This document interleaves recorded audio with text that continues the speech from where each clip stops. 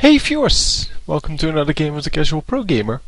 Today we're doing a brand game played by Zenakar, and he is playing in, well, quite a nice team actually. They have two tanky characters, a jungler and two AD carries, I guess. So pretty nice team composition because, well, Warwick is going to be the AD damage dealer. Aurelia is kind of, well, true damage, and Mundo is also magic damage, but Mundo isn't actually there for the damage. So the enemy team also has a jungler in a Mumu, who is a much worse jungler than Warwick early on. So Warwick might actually be able to get into the enemy jungle and harass a Mumu, but apparently is not going to do so, as then he would be going for boots and health potions instead of the cloth armor and health potions. So on the enemy team we see Maokai and Mumu. Jax, I guess, is also pretty tanky, and then they do have one AD and one AP carry, so also a very good team composition. It's nice to see that at least we get some games where everything is okay team-wise. So Dr. Mundo not actually buying anything yet, because he seems to be AFK at the fountain.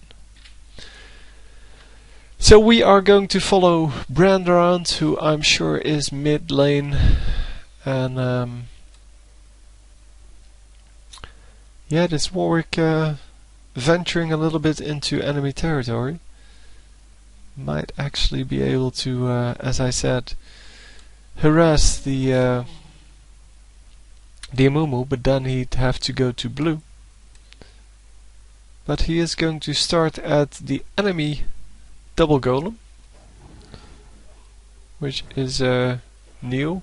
He also starts with a different skill than they normally do, because normally they start with their Q, which is their lifesteal, and he started with well, more attack speed, the W. Can't actually remember the names of these skills because most of the names are so, well, far-fetched that it is really hard to remember all of them, unless you play all of these characters or unless you actually name them. So Brand, his innate ability first, it's Blaze, and every time he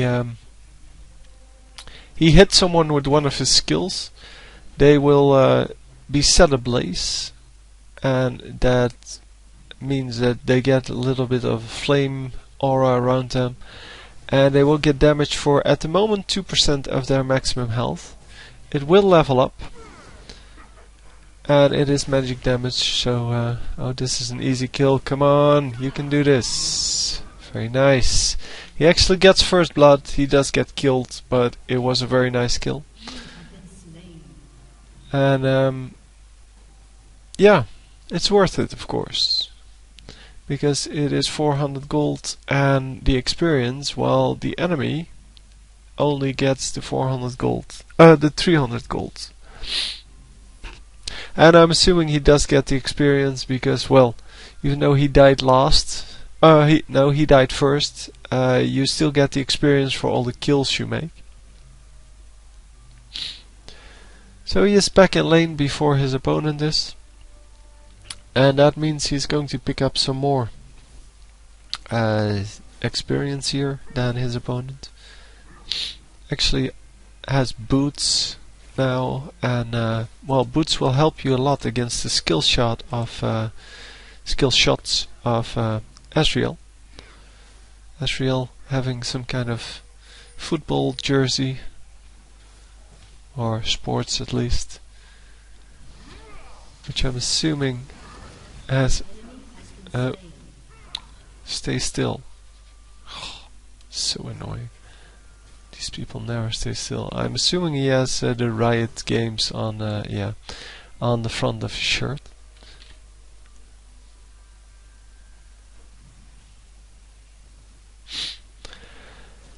So the rest of his skills then. Seer, we saw him open with that. It is basically your stun. It is a single target nuke with, well, it is a skill shot, so you cannot really target any enemy. You really have to shoot them. It does work on minions, so that is kind of annoying, because then if there's a minion between you and your target, you're not going to get the hit. But it is a stun, and it's a 2-second stun, so it's quite long compared to other stuns. Like, well, we saw Evelyn, and Evelyn has a 1.25, so 1.25 second stun, which is not nearly as good as this one. And I think it doesn't level up with additional skill points. So yeah, that's kind of a shame. I wish they would make skills more utility based instead of damage based. Every skill in this game is damage based, so it's not that the stun levels up in the amount of seconds. It only levels up in well, cooldowns and well, damage. And I'd like to see a stun that on all characters basically, that first in the low levels only is for 1 second, and then on the later levels becomes 2 seconds. And of course the damage still can go up, there's no problem in that, but I also would like to see skills with increasing cooldowns, because everything now is just, there's no choice involved. It's just, well, you just level up whatever, and there's no real choice in whether you want to lower cooldowns. For example, if the higher levels have higher cooldowns and not only higher mana cost, because we do see higher mana cost, of course, but you're going to have more mana as you level up, so there's no problem in that. And I've never had a problem with that. But yeah, if you get higher cooldowns on higher levels, you would actually have to think about when you're going to level it up, because, well, you might want to use a skill more often and then maybe do less damage with it, but yeah, it might be worth it if you design the skill correctly. Anyway, the Pillar of Flame then, which is normally the skill we see first. Here we saw it third. It is being maxed first, so he's kind of taking a strange route of maximizing the first skill. But the Pillar of Flame is basically an AoE damage, and if someone is ablaze, so if you hit him previously with one of your spells, he takes 25% more damage. So the stun is also based on that, so you have to hit someone with another ability first before you can actually stun them. And then that was the Pillar of Flame. The conflagration, it's actually just a targeted, well, single target nuke. So you do a target with this one. As you might be able to see here, you can target within the range. And come on, how can I get rid of this like this? Yeah, it's very useful to set someone ablaze when you are using the Pillar of Flame, because you first do the Pillar of Flame, and then because it's on a short delay, you have the time to conflagrate your enemy. So he's actually set ablaze before the pillar hits, making the pillar do 25% more damage, which is kind of a useful combo. And the same goes for Seer. You can easily use the conflagration to sear your opponent and stun him with that. So the mid is missing now, and he might be gone home, might have gone home. And he might also have gone for a gank in bottom lane, I guess, because top lane is completely empty. So he just went home. And he picked up some nice damage items. Although normally we don't see pickaxe first on any champion. Normally we see people actually collecting some more gold, going for the BF sword first, because it's a much better investment early on. But really it doesn't matter too much. And he does have boots now, so he can chase after the brand a little bit better, but it's mainly avoiding the skill shots what you use your boots for in this early game. Oh yeah, conflagration also has, if the target is set ablaze, it does area effect damage. So you can use it to farm up your minions. So you hit all the minions with the pillar of flame, and then you hit one of them with conflagration, and all of them die. That's your basic thing. Here, there you go. And then, of course, you have Pyroclasm, your ultimate, which is kind of like Ryze's E skill. Guess I haven't done a Ryze game yet, so you might not know what that is. It's a bouncing fireball, and yeah, it does quite a lot of damage. And yeah, there it goes. It hits 5 targets, I think, at random. Yeah, so 5 bounces. That would normally mean 6 enemies, but in this case I think it's only 5. So nice to pick up 2 kills here from the team. While Blaze is going back home. Blaze picks up 2 assists there, so that's kinda useful. Yeah, the ultimates, because you can only target the first enemy, you really have to be careful when you use it, because if you use it at the wrong time, it will just bounce to minions and it won't do a lot of good. If the targets are ablaze, so if your first target is ablaze, the missile will speed up. And if your second target is also ablaze, or your third, or your fourth, or your fifth, it will speed up every time it hits one. Which can be quite useful if you want to do a lot of damage early on. Normally it doesn't matter too much. Normally I would prefer the slower missile, because that allows my opponent... Well, it allows my opponent to run away from any bounce targets, that's true. But later on in the team fights you will see that they will actually run into their team when they get low, and that means you have a higher percentage chance of actually hitting them twice, or hitting, well, enemy champions instead of just hitting minions. So it's kind of a, yeah, it's not really clear what's the best in this case. So doing a good job of last hitting here, I think. Actually up to 78, and his opponent is up to 86, so he is keeping up, but they're not equal. But then again, he does have 2 kills, and I think the Ezreal has 0 kills. No, it is 1.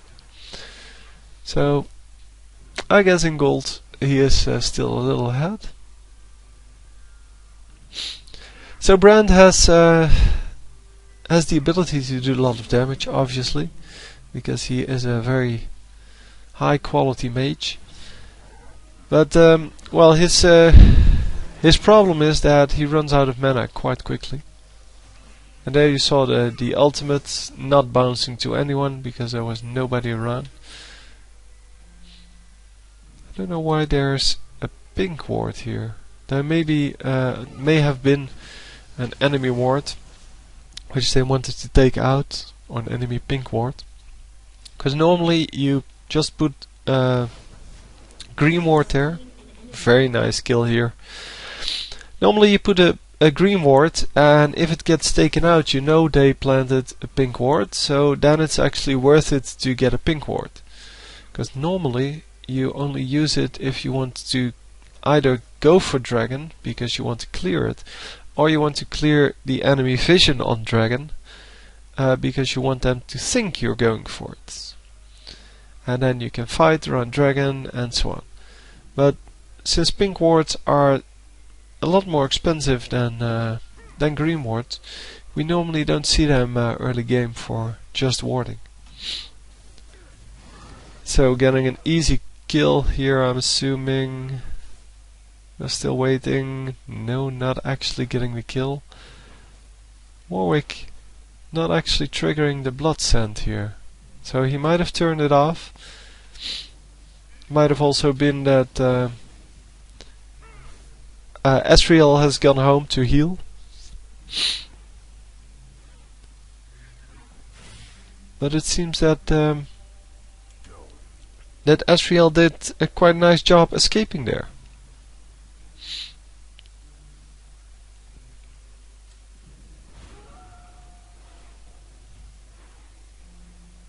So Phil flash on Jax there, not actually clicking outside of the... Yeah, outside, if you flash, you run back to the point you actually right click last. So yeah, he's going for this, guys. I mean, pay attention. You saw that.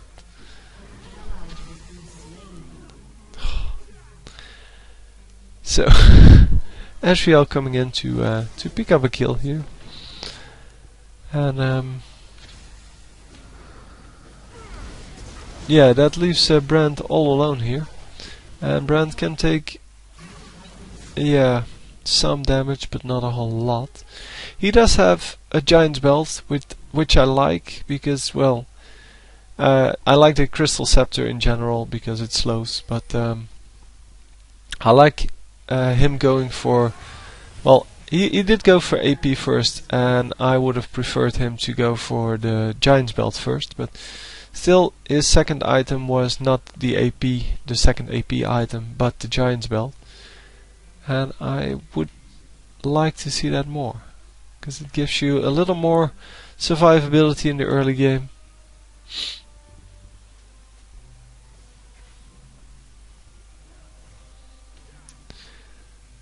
And well, more survivability is basically good, especially in the early game.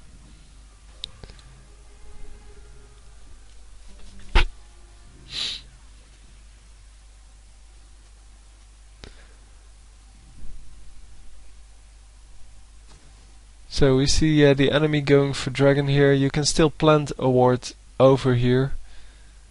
So he's actually not going to do that. Okay.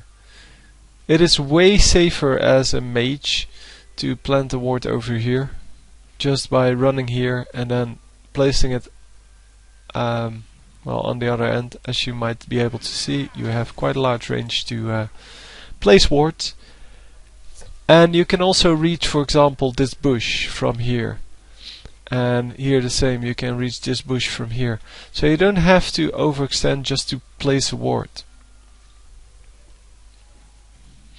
And as a tank, as a carry, so a squishy carry that is, it is really an important thing. So by placing his ward here, he saw these two coming and he actually avoided the gank. Very nicely done. And now Irelia wants to go for them, but she doesn't have any backup.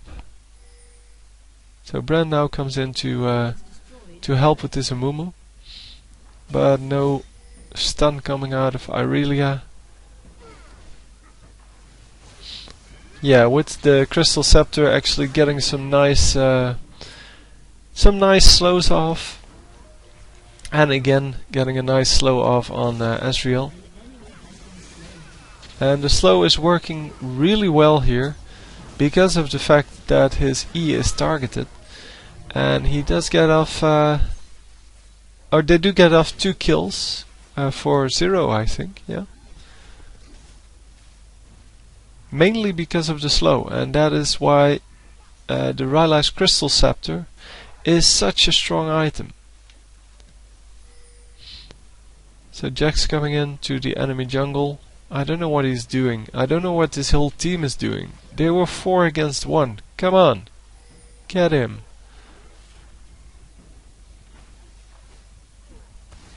Yeah, then only the Mundo goes for him. They could have easily killed him. Really no problem. But yeah, they let him go. And yeah, that is kinda sad.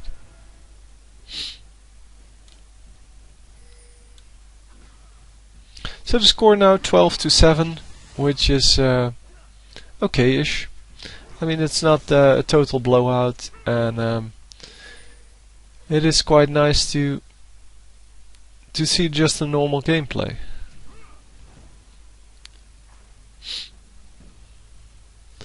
So because this what's he called, Ezreal is missing a lot of skill shots, Brand didn't actually have any problems early game. He got killed once, but only after he killed the Ezreal.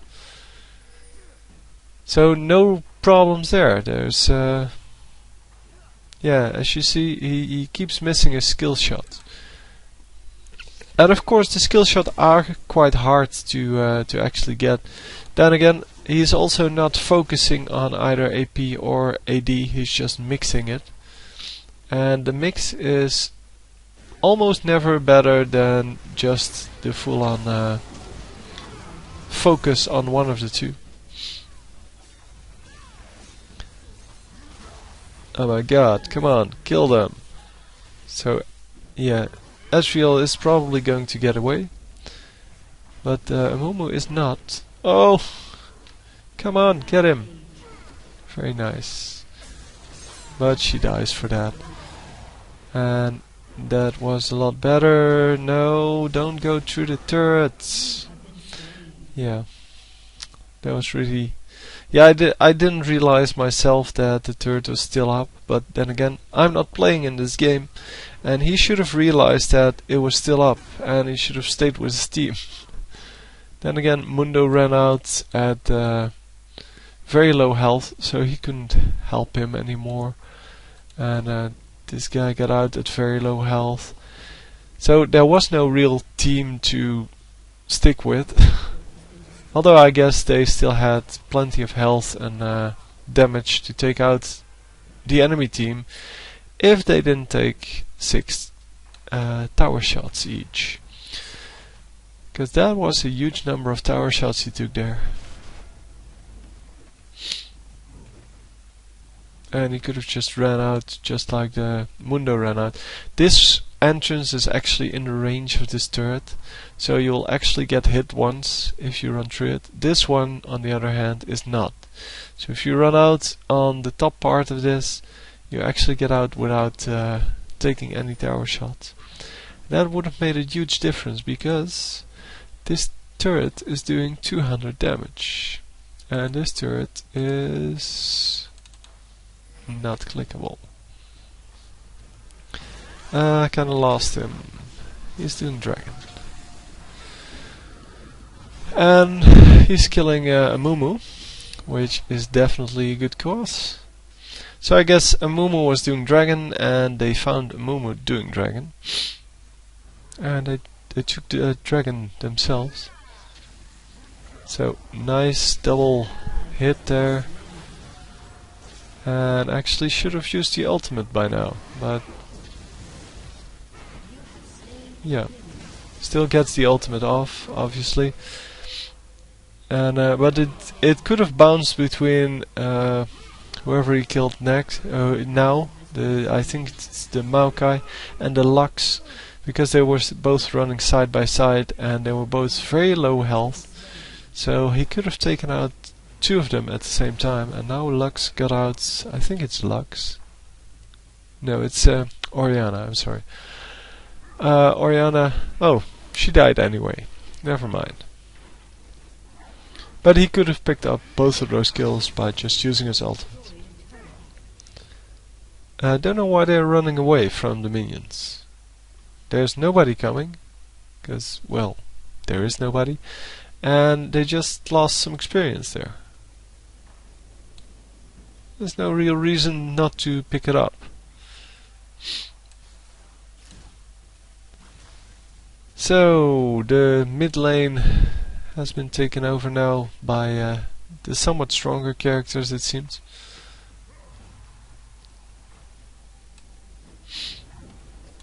And Brand is going to get his first blue here.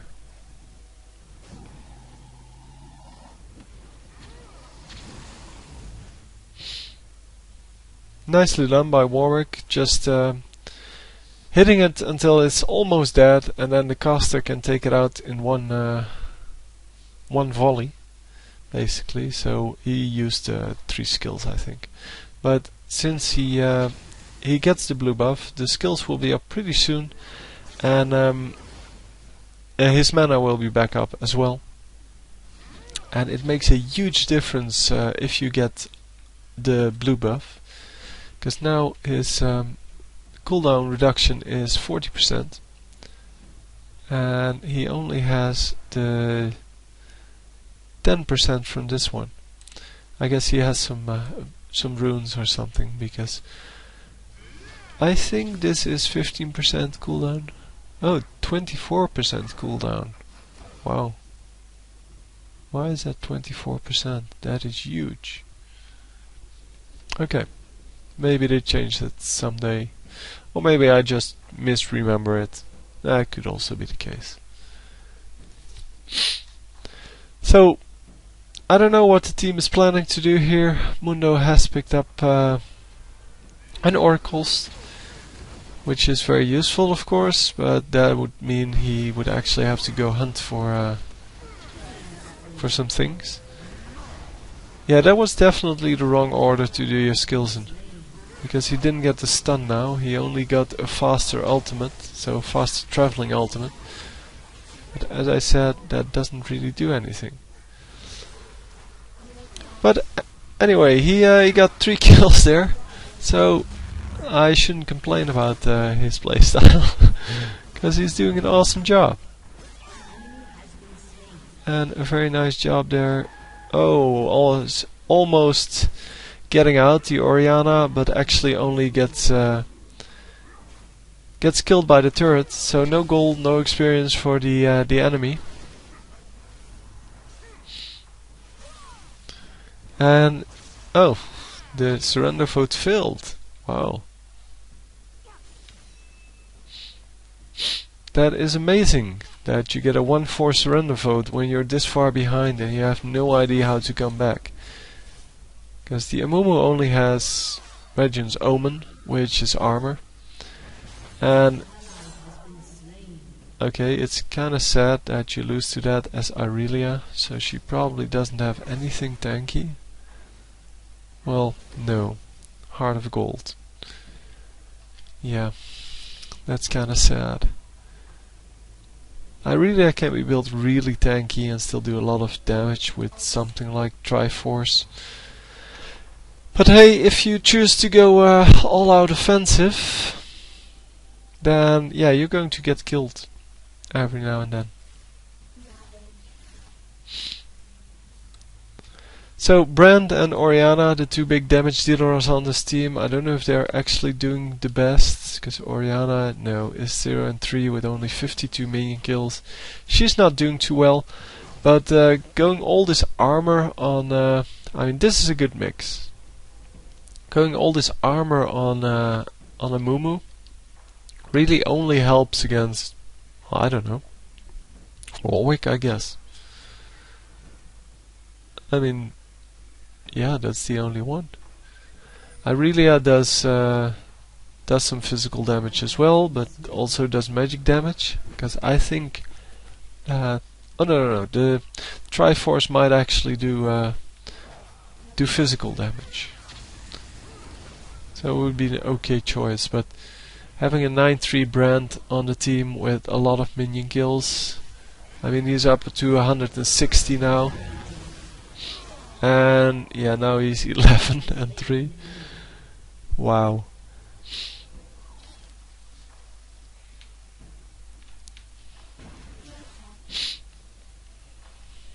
But yeah, it makes that you normally want to choose for magic resists, because well, if the magic carry on the enemy team is doing very well, then of course you want to go magic resist. So his Pillar of Flame now doing enough damage to take out an entire minion wave on its own. but it's only it's only 500 damage, so on a huge AoE spell.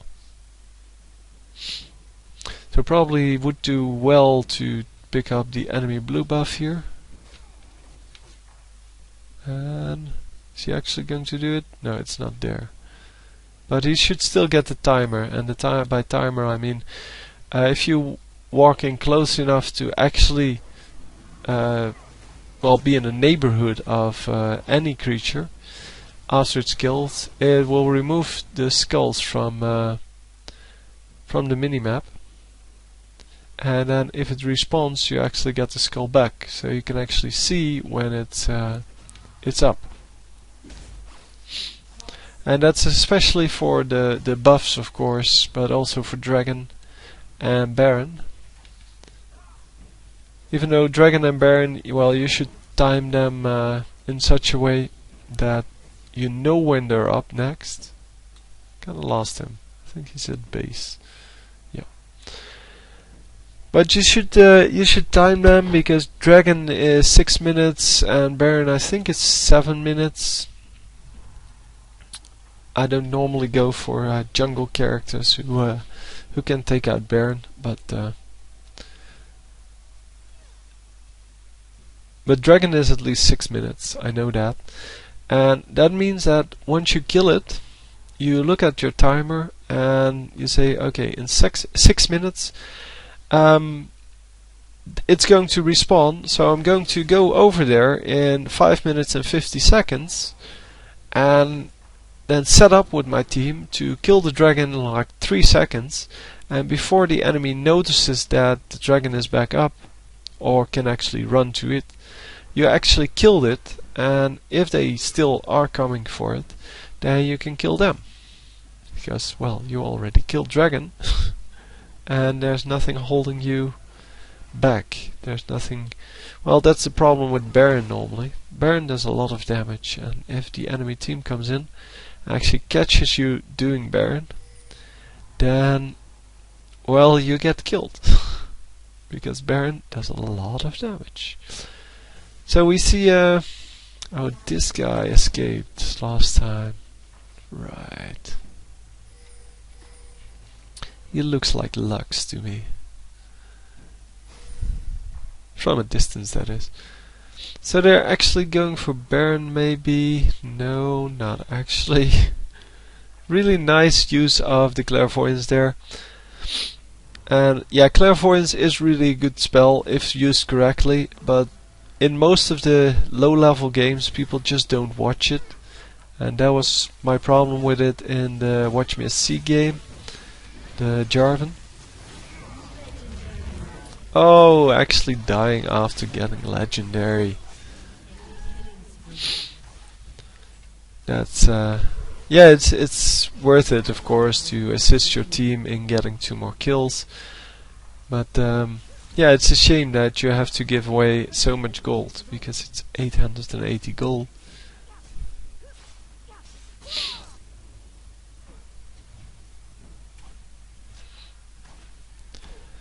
So anyway, the team doing quite well, 29 to 19, and they have been working quite hard to achieve that, and we might be able to see that here. Well, the Orianna is still not the best farmer in the world. She has 0 kills, she has only 71 minion kills, which is by far the lowest. I mean, even the Maokai has more, which is the lowest, the second lowest. But Maokai can actually farm pretty well with this sapling, so I never have trouble with that. Then again, the whole team is pretty much around 100, well, 140, and then one, the Ezreal has 180 because he was mid lane.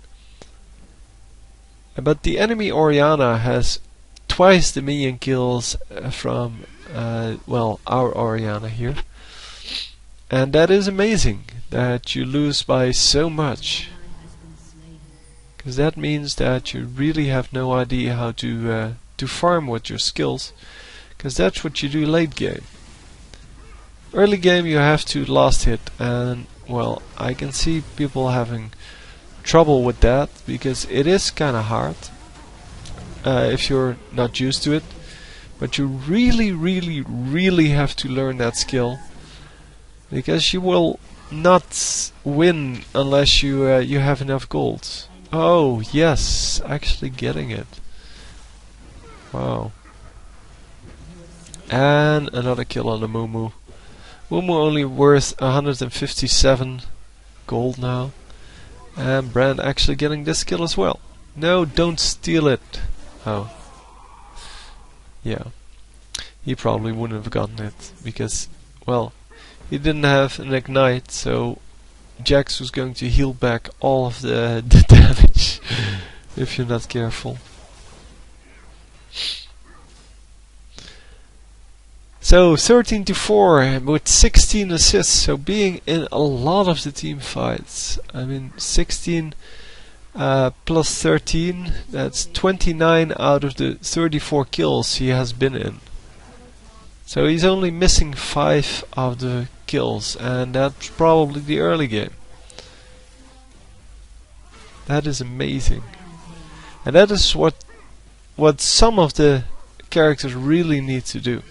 I mean, especially the support characters need to be in all of the fights. And Brand just was lucky here that all of the fights were around mid, because he could keep farming. He could keep doing his lane thing and going out to get his buffs, getting back to his lane, and then there would be a fight. So excellent job there by the team to engage in mid lane, and by letting them.